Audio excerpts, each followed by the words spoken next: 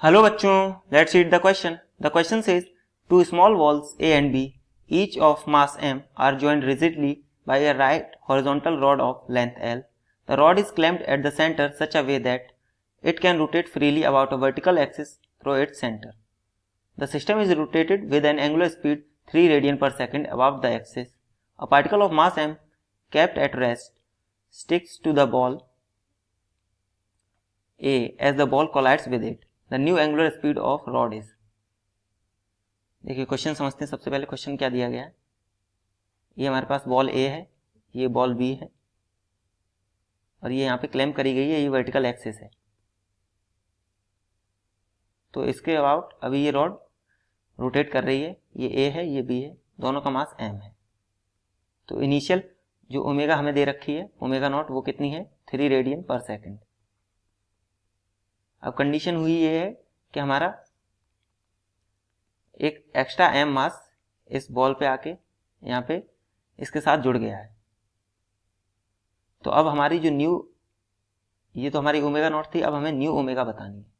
तो देखिए सबसे पहले इस क्वेश्चन का की कॉन्सेप्ट समझते हैं हम. तो अगर की कॉन्सेप्ट की बात करें तो की कॉन्सेप्ट हमारा यहाँ पे क्या हो जाएगा, कंजर्वेशन ऑफ एंगुलर मोमेंटम.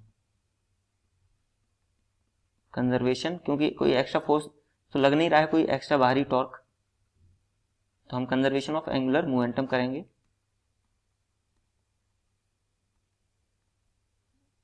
तो इसके लिए हम करेंगे, इसको हम रिप्रेजेंट करते हैं एंगुलर मोमेंटम को एल से.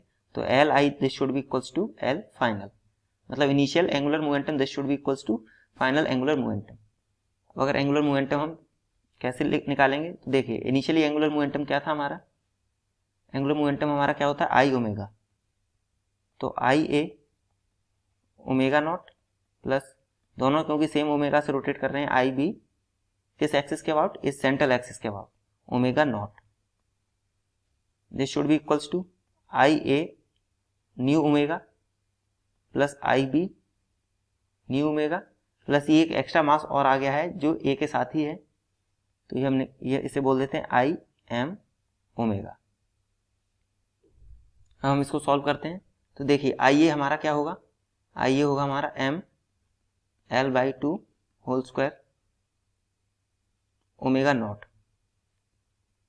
Plus M L by two whole square, ये आई बी हो गया हमारा. आई बी सेम रहेगा बिकॉज आई क्या होता है एम इंटू आर स्क्वायर, और आर हमारा क्या है यहाँ पे एल बाई टू.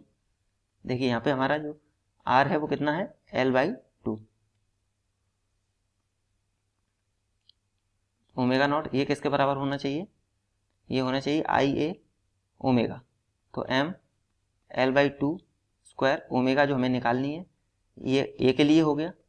अब हम बी के लिए निकालेंगे तो M L by two square omega, ये बी के लिए हो गया, प्लस अगर एम के लिए निकालेंगे तो उसका भी मास एम है, तो M L by two square omega. तो यहाँ पे two omega not M L by two square, this should be equals to 3 omega M L by two whole square. ये कैंसिल, एम से एम कैंसिल, तो हमारा omega क्या आ रहा है, 2/3 ओमेगा नॉट. बट हमें ओमेगा नॉट क्वेश्चन में क्या दिया गया है, 3 रेडियन पर सेकेंड.